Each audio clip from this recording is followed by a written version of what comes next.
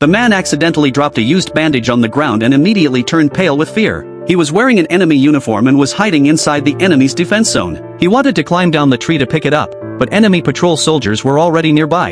In a panic, the man grabbed a handful of leaves to cover the bandage, but the pine needles were too thin to hide it completely. In desperation, he broke off some branches and threw them down. Just before the enemy patrol arrived, he managed to fully cover the bandage. The man thought he had erased all traces, but later that night, when he went to the river to fetch water, he ran into an enemy soldier. Because the man was dressed in an enemy uniform, the soldier thought he was a fellow comrade. The man calmly turned his head. Then the soldier asked him for the night's password. The man panicked inside. But while the soldier was off guard, the man quietly reached for the dagger on his waist.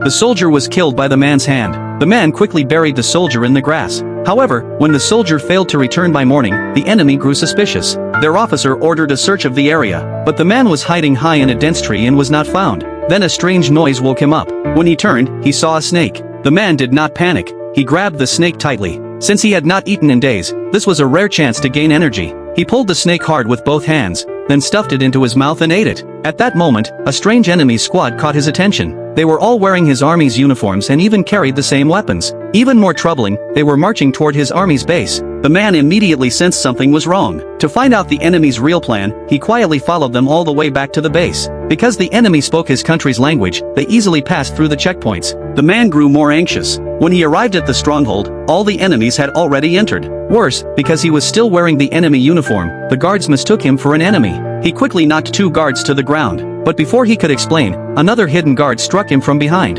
They found his ID card in his pocket. It turned out he was the captain of the scout team. Just then, the man regained consciousness, but it was already too late to chase the enemy. They had escaped deep into the forest.